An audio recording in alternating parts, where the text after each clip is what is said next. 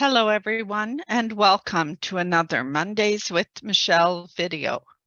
This is the 6th video in my military research series. This week is all about service records. We'll talk about what the files can reveal and which websites can help you piece together your ancestors' military background. Join me as we explore Canadian, British, American, and Australian resources. Let's get started. So what I thought I'd start with is the Library and Archives Canada website. And interestingly, they do have some World War II records online. They have a database that you can search for any World War II servicemen who were killed during the war. Their records have been digitized and are online. So this particular reference page, and I'll have a link in the handout, gives you all kinds of details, and you can search and view the documents right on the website. If for some reason the documents have not been loaded onto the Library and Archives Canada website, what I thought was interesting is they made an arrangement with Ancestry to digitize the files, and you can search for them on Ancestry through these links. You do not need a subscription. You need an Ancestry account, but if you don't have one, it will prompt you to set up a free account. And they make a point of saying this is different from saying you want a free trial subscription, because you will not be prompted to enter any payment information. This is strictly an Ancestry account that lets you view the free items in their catalog. So I thought that was really good, and it's consistent with what the Library and Archives Canada has done with World War I records. Those files for soldiers, all World War I soldiers, those files are freely available on the Library and Archives Canada website. So I'll just show you what a typical search would look like. So I searched for one of my relatives, Joseph Pelletier.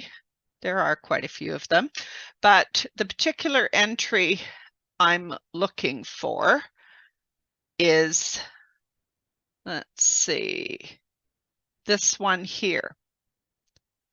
And when I actually clicked on this folder, it just brought me up to a blank screen. So his file is obviously one of the ones that has not been uploaded, but the information is all available on Ancestry. And I'll show that to you in a minute. What I wanted to first show you, though, is if you go in to one of these files that does have images loaded on the Library and Archives Canada website, you can see this one says 2 digital objects. If I click, and it'll just take it a minute, it's showing down at the bottom left, here is one of the objects, and this PDF means there is a second digital object. So this first one we're looking at is the attestation form, basically, their initial recruitment form, and it's 2 pages long, so we can page through that. But the main point I wanted to make, if I now look at this PDF file, and it's just loading that up, just takes it a minute. What's important to note if you're looking at this website, it is not just this page here. You notice at the top, that is page 1 of 18. There is a scroll bar here. If I scroll down, notice this is 18 pages of information. So if you are using this website, make sure you're not assuming that when you click on one of those images, don't think it's just 2 pages, 2 images. There could be a lot of other pages basically stacked behind whatever's showing here. So make sure you are using your page up down buttons, looking for those scroll bars, because you can see there is all kinds of information in this file that I might have completely ignored if I had thought all that was there was this one page.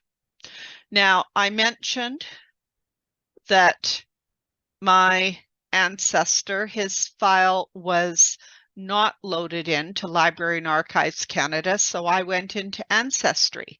And here is the typical Canadian attestation form. It's similar to what you would find for the British records, but some of the other documents in the file, and by the way, his file went from image 308 all the way up to image 350. So there are between 40 and 50 pages of information on him. And some of the documents I thought were interesting. This is part of his service details, but you notice it gives information on his education. It says what his trade was. We have all kinds of details as to where he was at particular points in time. Another document I pulled out, this one I thought was very interesting. I'm assuming this was probably something that was filled out when he first joined. What I really liked, you get a physical description here.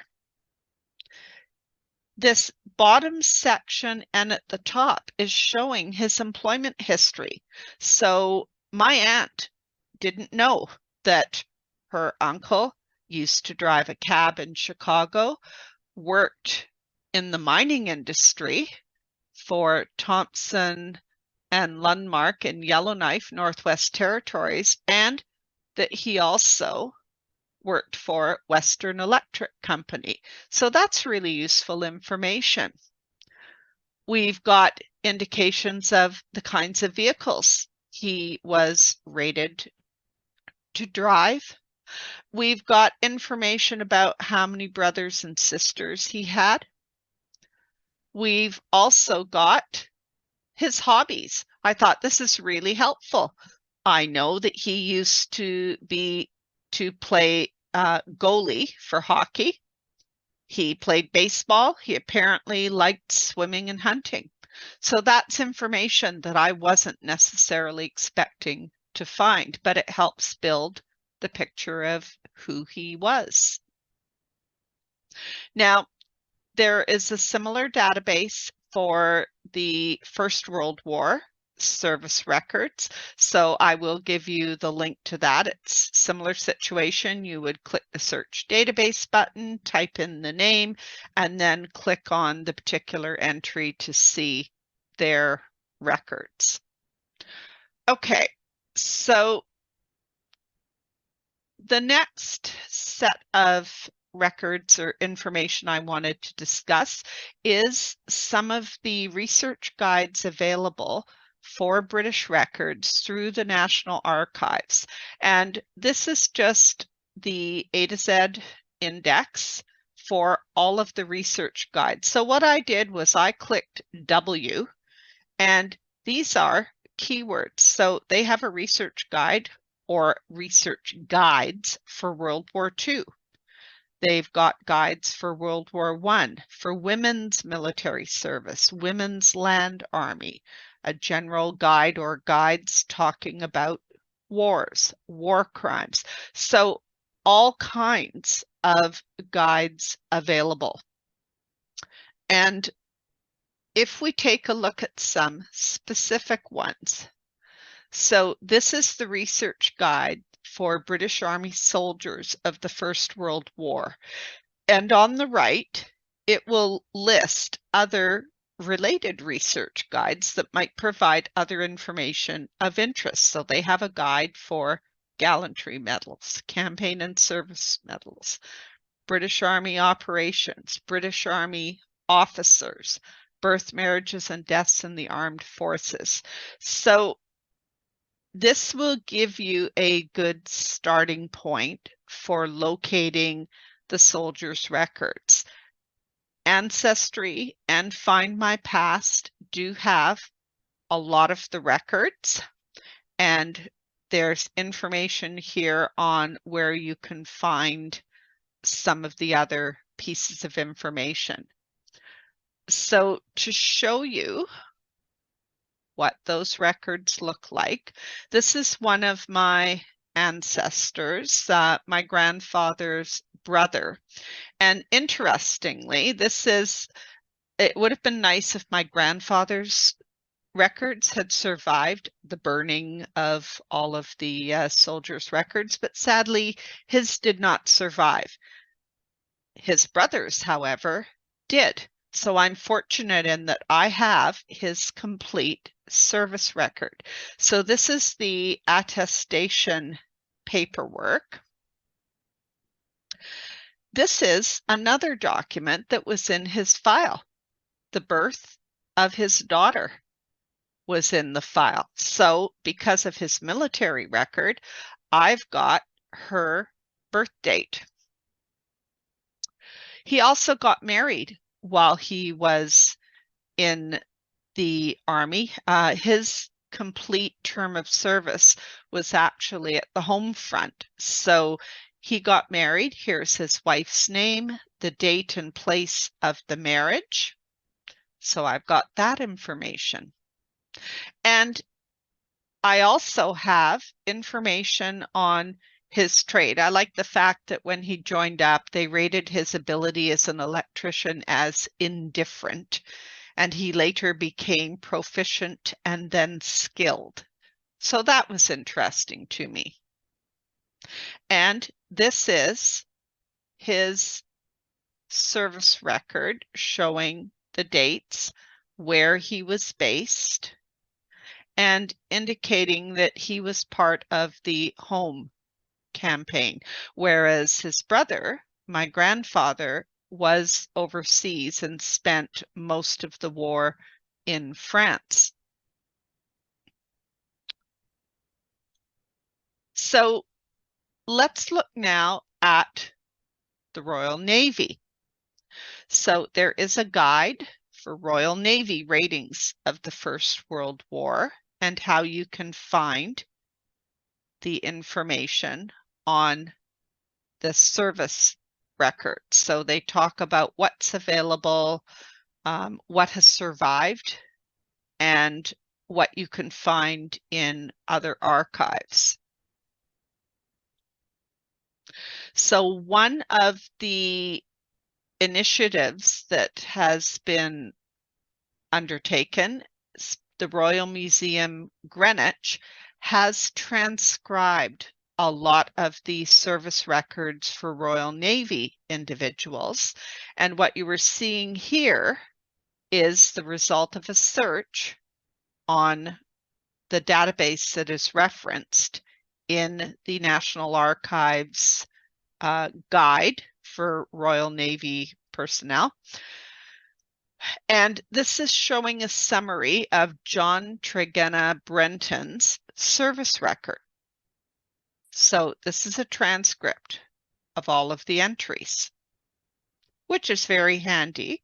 And there are also links to, if you are trying to research merchant Navy crew, or if you want to know more, there are links to the actual source documents.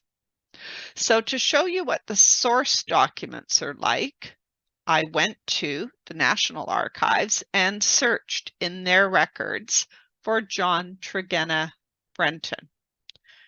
And there were two entries. We've got this entry here, and I've got this entry here. So this first one, he was acting boatswain. The second one is showing his service record. And I pulled those documents up. So here is the source document that the Greenwich Maritime Museum used to create the transcription of all of those entries that you saw. So this is his source document showing his service record. And the nice thing is, for the Royal Navy documents, you notice at the top here, you have the all-important date of birth, place of birth, and occupation. And it gives a summary here of the service. So, and a physical description.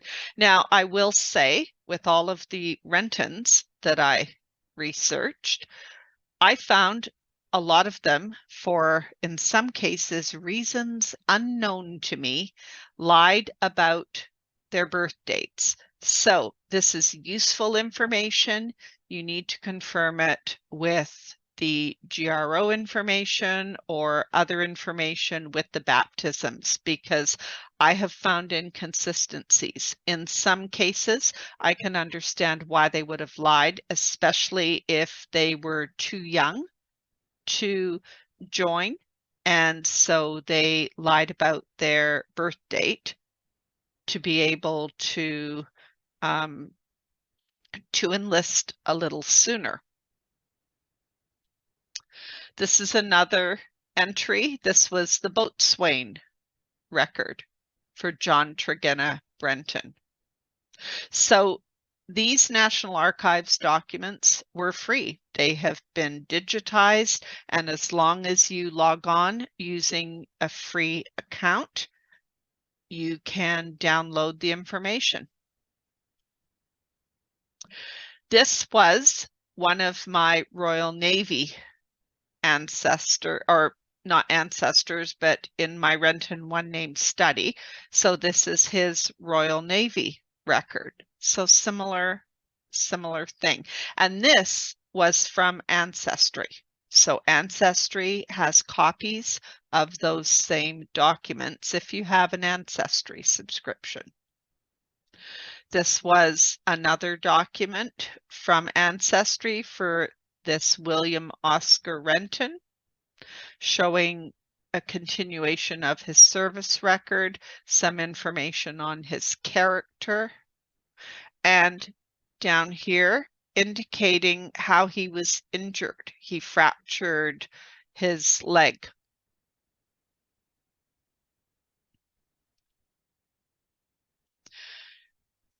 So we've talked about Royal Navy, we've talked about the British soldier records. Let's look at Royal Marines. So there is a guide for Royal Marine service records. And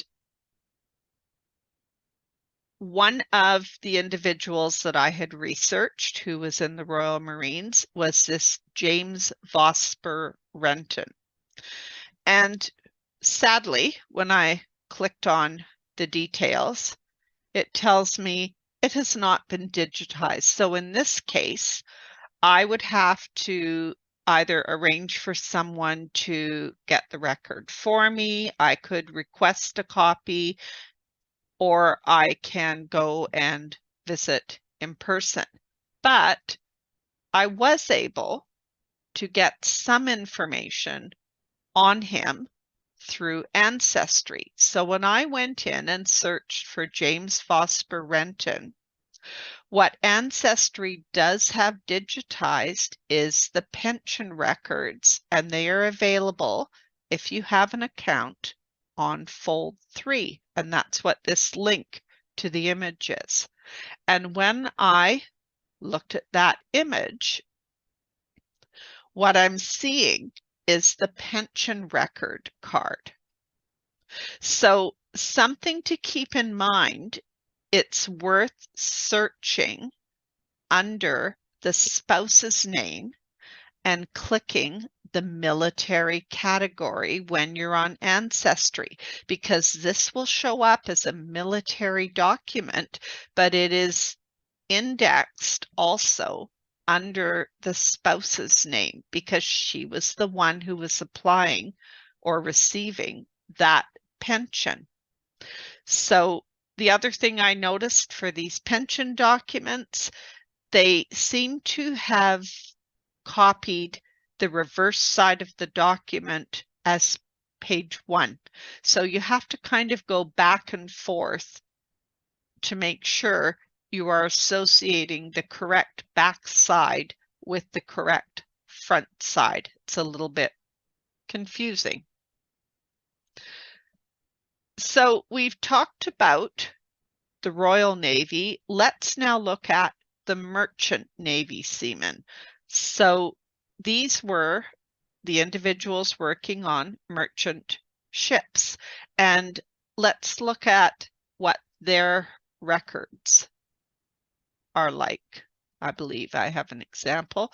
So one of the items mentioned in the Merchant Seaman Guide is this Roll of Honor, and you can link to it directly from the Merchant Seaman Guide.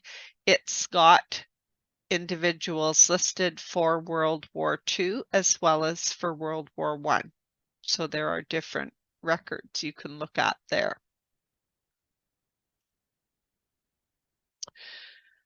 Now, I don't have anyone, as far as I know, who was in the Air Force in World War I, although who knows, there might be some Rentons in there.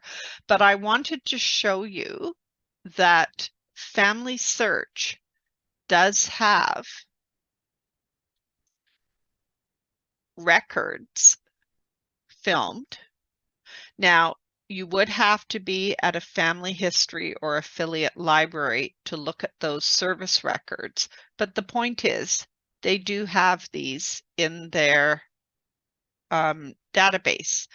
They also indicate that the digital images are housed at the National Archives. So you may be able to bring up these same records online on the National Archives website.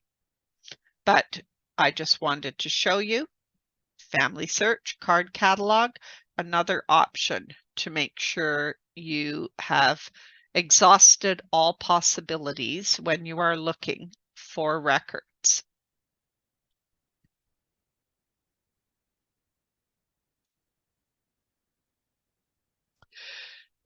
So let's talk about US records. If you do have ancestors who went to the United States and you're interested in finding their World War I or World War II records, or for that matter, any military records, this is the Research Wiki page from Family Search website with links to all kinds of military related records split by war.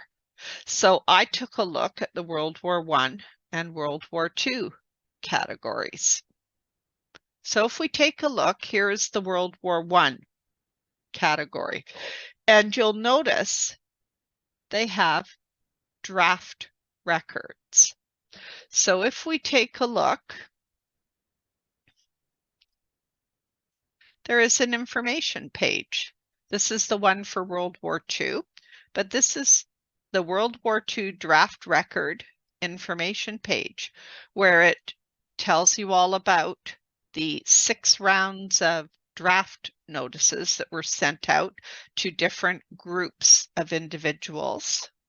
It talks about what you can find on the draft record, and most importantly, where you can access some of these records. And to give you an idea, here is a sample draft card that was filled out. This is a World War I card. So what's interesting is you are getting the name and address, You get their age and the exact birth date, so that's really handy. You get their citizenship information, their current occupation, their employer's address, and you also get their next of kin information. So great help from a genealogy standpoint. You also get a physical description and you get their signature. So whether or not they ever served, having access to the draft card information could really help you break through some of those brick walls, especially since these are documents for people who, because of privacy laws, it may be difficult to get access to some of their other key documents.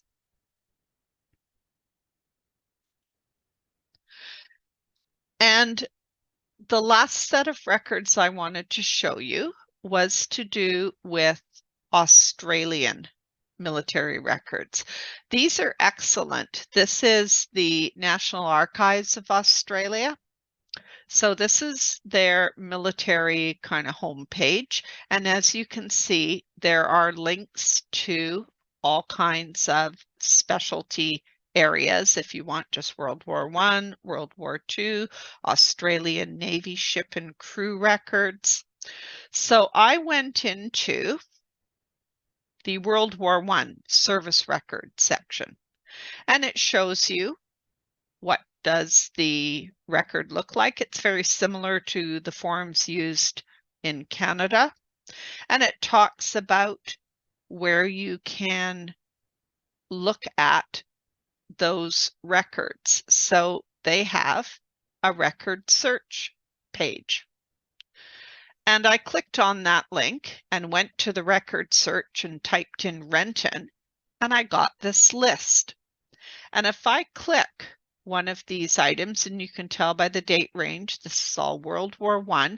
So I want to see the service file for this Alexander Murray Renton. And if I click this link, it brings up the document. There are 75 pages of information. And I can page through and see all the information on his service record. So similarly, I could do the same thing. I'm going to go in and refine the search here. Just hang on.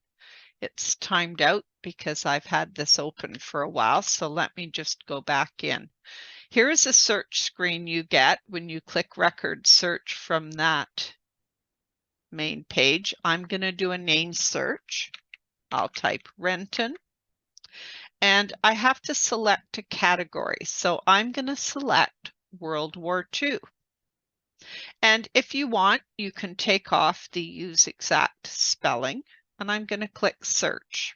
So I get a very similar looking screen, but you notice by the date range, it's giving me service records for World War II individuals. And if I just click one of them, it's the same thing. It gives me a little summary here, basically the description information, and I can page through and look at those images. And I can enlarge this if I want to be able to see all this information. So I find the Australian Records website is another excellent source if you are looking for your Australian military ancestors. I hope you enjoyed this week's video. Don't forget to download the handout. You'll find the link in the video description at the bottom of your screen. You may need to click Show More to see the handout links. Thanks for watching.